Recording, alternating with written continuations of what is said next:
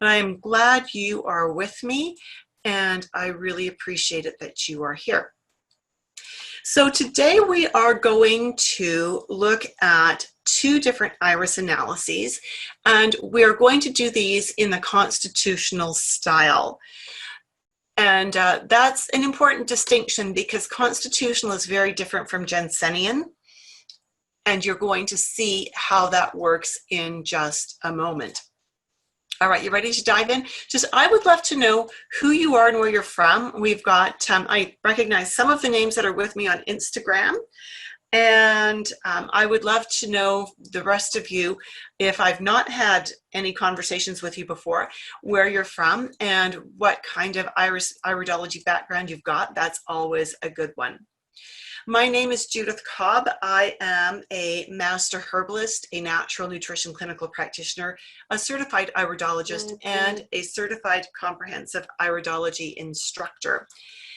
I have been in practice now for 40 years, so 4 decades, and just turn that off so it won't keep buzzing at me. And in those 40 years, I was originally a Jensenian iridologist, and after about 5 or 6 years of that, the frustration got so huge that I was ready to give up on iridology altogether. And that was when I was blessed with the opportunity to learn constitutional iridology. It changed the entire way I work, my understanding. It just opened my mind to some really amazing ways of being a practitioner. And so that is what I'm sharing with you today, is nearly 35 years of experience as a constitutional iridologist.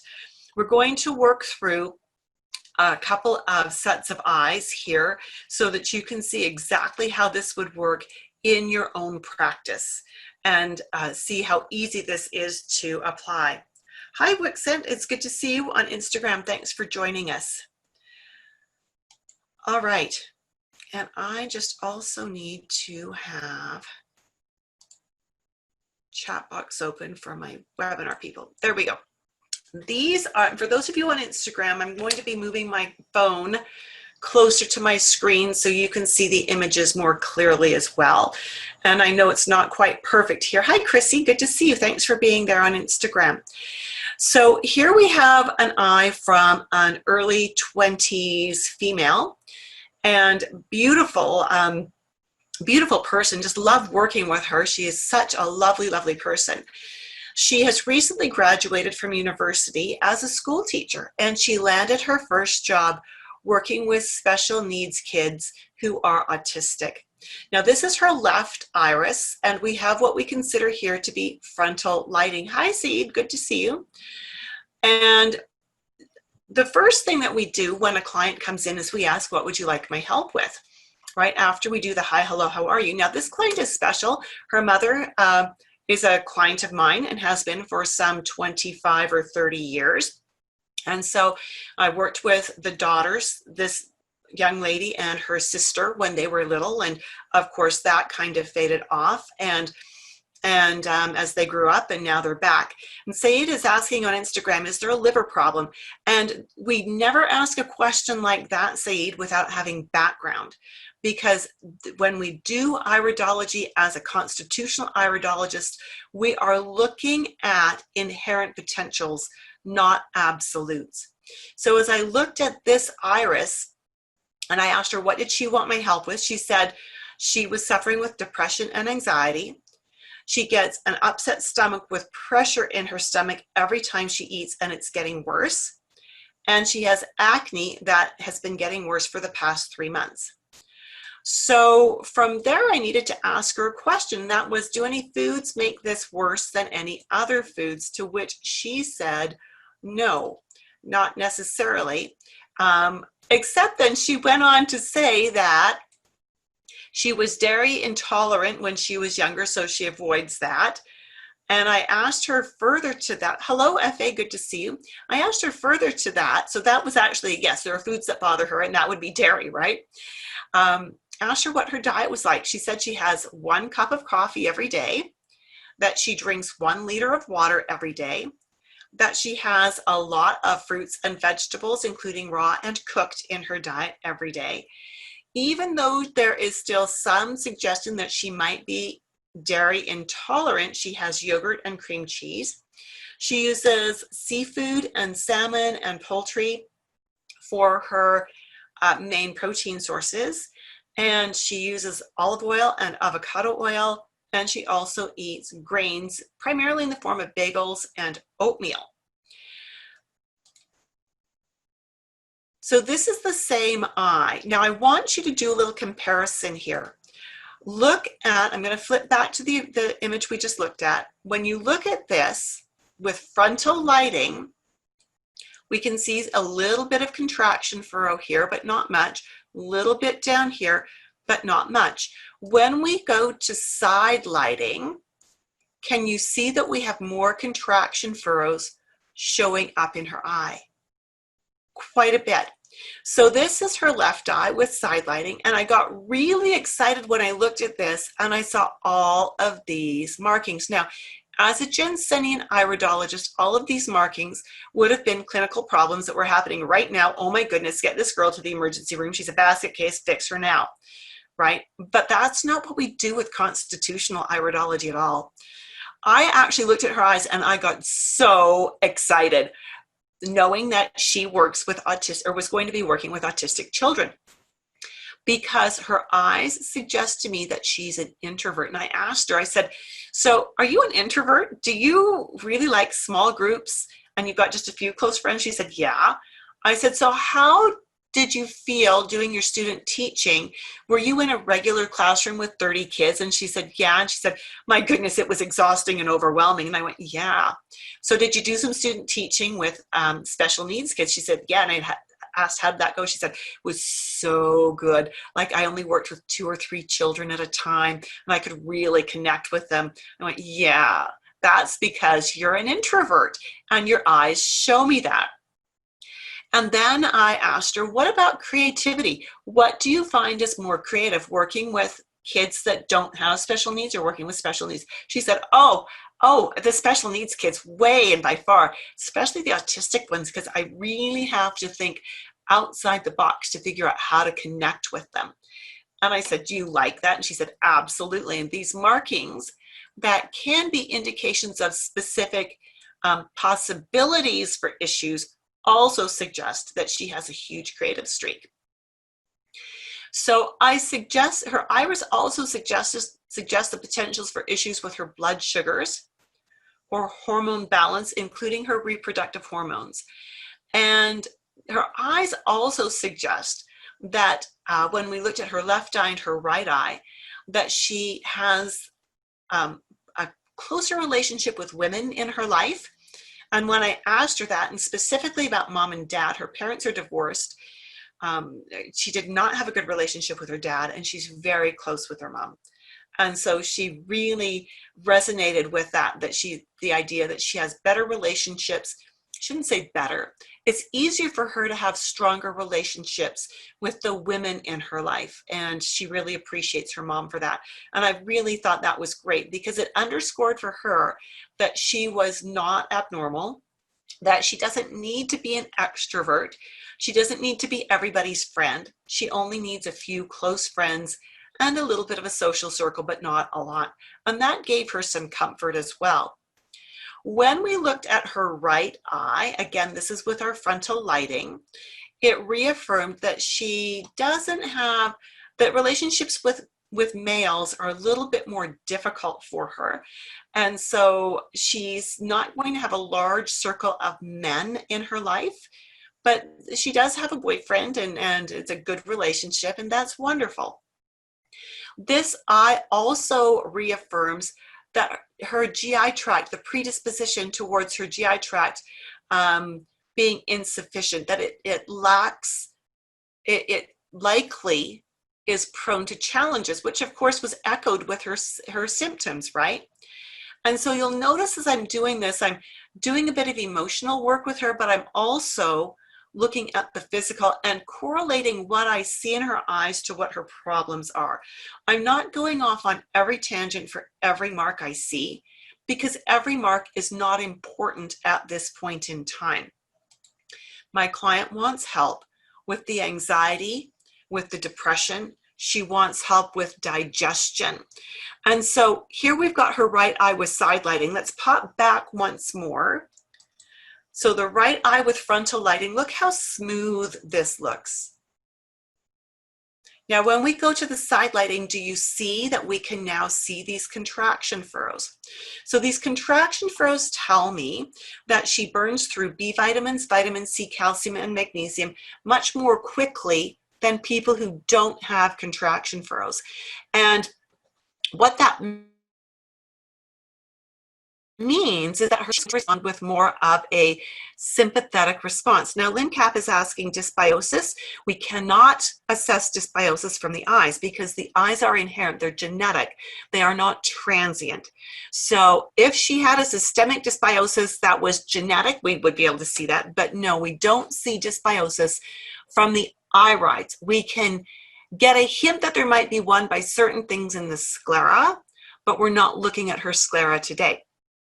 So as we look at this again, we see that she has that predisposition towards burning through her B vitamins, vitamin C, calcium, and magnesium a little bit more quickly. That will certainly contribute to anxiety and depression, as will being an introvert. And so that means that we needed to underscore for her the importance of getting the right nutrients on a regular daily basis, enhancing those nutrients when she knows she's going to be under stress, and whether we used herbs or vitamins or lifestyle or all of the above, which we did, we incorporated all the above, and I'll share with you what we did with her in a moment. But we knew we also needed to work with having her focus on ways to release stress so that she wouldn't hold it in, because being an introvert, she holds everything in. And we needed to help her burn all of that out and get rid of it out of her system. So in her first appointment, we needed to have her get rid of the coffee because the acid, she tends, being a lymphatic iris, she tends to want to run too hot with over acid anyways. So we needed to take the coffee away because that was only going to make that worse. And it was going to compromise her digestion further, which her digestion, she's got digestive complaints. So we don't want to do that to her. We want help. The part of that means taking away the coffee.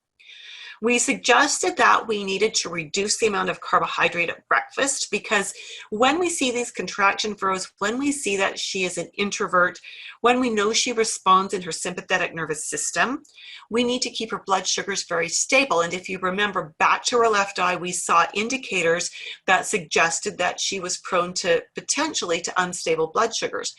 And so to keep her blood sugar stable, we needed to have her introduce protein at breakfast time. Now, she really likes eggs. And so we gave her the eggs, and that was great. And she's really enjoying that.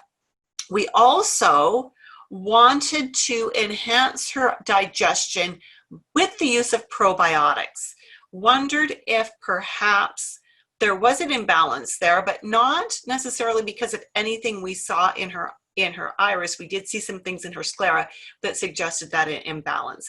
So we got her using kefir rather than a probiotic capsule.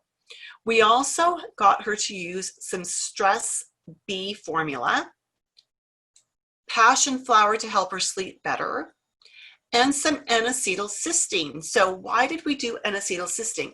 Because she does have that predisposition, as was suggested earlier on in this presentation by one of our viewers, to a bit of a liver imbalance. Now, it's a predisposition. And if she was doing all the right food things and all the right lifestyle things, she might not have symptoms of that. But the fact that she has symptoms, and we know that depression and anxiety often come from an unbalanced liver energy, we needed to work with that.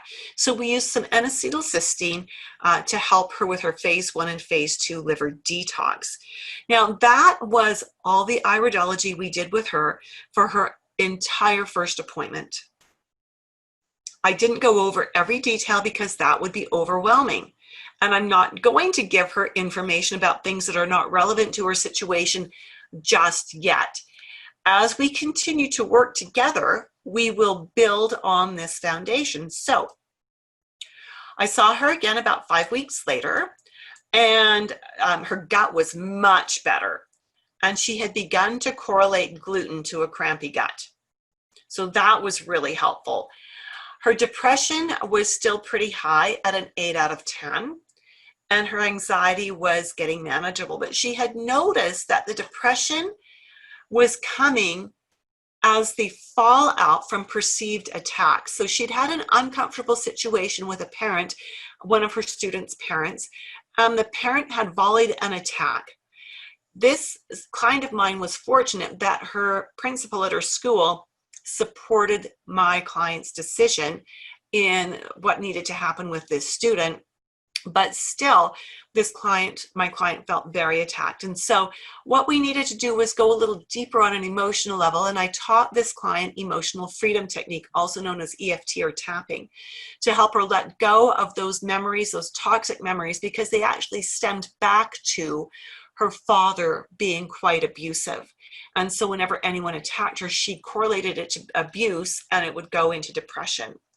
So that's exactly what I teach. This is the kind of stuff that I teach in the program that I've got called Confident Nutritionist, the Dynamic Iridology Assessment System. And our next go around of this is starting in October. We've got one more eye assessment to do. So we'll get to that in just a moment. Now, here's what we're looking at for the program. Just a tiny, commercial here. Won't take us but a minute. A Confident Nutritionist Dynamic Iridology Assessment Program is the only live, online, 40-hour, fully mentored course for nutritionists, herbalists, and naturopaths who want to streamline their clinical work without sacrificing client care.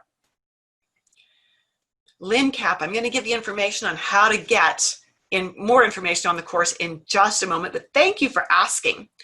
So this course is designed for you if you are currently a practitioner and you've got some anatomy and physiology under your belt already, and you are finding that it takes you too long to create programs for your clients, or you want to be able to do more in-depth work with your clients, but not work overtime doing it. And you might find that it also enhances client retention and things like that. And so that is who the program is designed for. Now, tomorrow night, I am doing a little bit of an intro to the course. And the course itself will be starting on Wednesday, October 7th. It runs for 20 sessions. So every Wednesday night for 20 sessions, we'll take a week or two off over Christmas. 5 to 7 p.m. Mountain Daylight Time. So you want to make sure that you check your time zones. Today's little workshops, right now, we started at 11 a.m. So you can maybe correlate that to where you are. Tomorrow night, though, I am doing an info session. So this is where we will cover all of the details of everything. What's included in the course, how much the course costs, what kind of support you get in this course. And so I encourage you to hop on over to iridology.education/webinar to register for tomorrow's little webinar that will start at 5 p.m. Mountain Daylight Time. And again, this will give you all of the details as well as the registration link should you decide that this is a good fit for you. One of the things to remember with this tomorrow's webinar is, yes, it will be a sales pitch, but it's going to give you all the information you need to be able to decide whether this course is right for you. Registration for the course is open, and so as soon as you've attended this webinar and you've got the registration link, you can get registered if it's something that you want to do. This is what one of my students has said about the course. Now, she's been graduated for about 3 years, Karen, and you can see a testimonial I did with her, videoed with her on YouTube. She is a certified natural health practitioner, and she specializes in gut health. She says learning constitutional iridology has helped her to understand the relationship between different organs and organ systems more in depth. Iridology also gives me an advantage of seeing the potential for different genetic traits and qualities that may be underlying. By observing the constitution, for example, you can extrapolate how the person's body will likely respond to applications of healing methods. Therefore, it has helped me to expand my knowledge and increased efficiency at providing more precise recommendations for health-oriented options. Alrighty, so that's enough commercial for today, but I hope you will join me tomorrow night. Again, it was iridology.education/webinar. Let's do another iris analysis, shall we? These are the eyes of a woman who is in her mid-60s, and we consider these eyes to be biliary because we can actually see some fiber structure in here. Now, what we also see in her eyes is this little bit of a white haze hanging on the edge of her irides. This is what we call a lipemic diathesis. Now, the biliary predisposition is to liver imbalance and blood imbalance. The lipemic diathesis suggests a predisposition towards liver enzyme imbalance that circles around the idea of how the liver handles carbohydrates. And as you well know, if the liver doesn't handle carbohydrates well, we end up with dyslipidemia, which can be include unbalanced triglycerides as well as cholesterol issues. Now, when we look at this client's eyes as well, and this isn't going to show up well for you on Instagram, and I know that, and I apologize because we're doing the through the camera phone. But when we look at her eyes, what we see is at the end of this blood vessel, there is a tiny little bulb and a little bit of shading around it, and a little bit here as well. We've got a little bit here, ever such a tiny bit. Now, this is what we call a fermentation mark. And the fermentation mark suggests, again, that she's not handling her blood sugars well. Well, surprise, surprise, her A1C blood test is elevated, which means she's pre-diabetic, and she also has elevated cholesterol, and the doctor wants her on the statin drugs, which she doesn't want to go on because she's a herbalist and a nutritionist as well, but she's had a lot of stress over the last 15 years and has not done much self-care. Now, additionally, we want to look at her blood vessel, at the blood vessels in her eye and see if there's anything else that's interesting, and there certainly is. I'm going to try to get in close for my Instagram viewers and target on what I'm looking at here, and it would be, let me find it again, right here. We've got a loop-de-loop in this blood vessel, which also suggests a predisposition to elevated blood pressure. It's called a spiral blood vessel. And that's interesting because she has elevated blood pressure and she also has white coat syndrome. So we get her to check her blood pressure at home, and it's lower, but it's still not in the target range. So what does that all mean for this client? It means that we needed to ask her about her diet. And yes, she was doing coffee. Really a bad thing to do. Really a bad thing to do. When you've got the dyslipidemia, when you've got the blood pressure, right? And when you've got fermentation signs, you don't want to be doing coffee because that's going to compromise how well the liver works. We needed to talk to her about getting on more leafy greens because leafy greens are a liver food through and through. We needed to talk to her about getting daily physical activity, about just going for a brisk walk. She's got a dog. Take the dog for a walk every day. And then she said, but my husband takes the dog for a walk. And I said, well, would the dog mind going for 2 walks? Why can't you go for a walk with the dog and your husband go for a walk? Or you go with your husband? I don't know. Figure it out. We needed to get her having protein at breakfast time, again, to balance her blood sugars. And as we did that, as we got her increasing and improving her protein quality, we used some digestive aids to help her digest that well. As we got her increasing her leafy green vegetables, we saw several things happen. Now, nothing in the irides are going to change, and even the sclera is going to take a while to change. But what we found was in the first 4 weeks of being on her program, which again, we assessed and discussed and created all within her first hour for that first Next Steps program, we were able to, in that first 4 weeks, get her cholesterol down in the normal range. Wow. Get her A1C down into the normal range. Wow. And she lost 6 pounds. Amazing. Simply by correlating what we saw in her eyes with her symptoms and using that to create the program rather than going off on all kinds of different tangents. And so as we discussed, there is a course coming up, Confident Nutritionist, the Dynamic Iridology Assessment System. And tomorrow night, Thursday, August 27th at 5 p.m., I'm doing an info webinar to teach a little bit about, to share with you the details really of the program so that you can decide if this is a good fit for you. So I encourage you to hop on over to iridology.education/webinar and opt in to get registered for the webinar tomorrow night and join me to learn about the program. The course start date will be October 7th.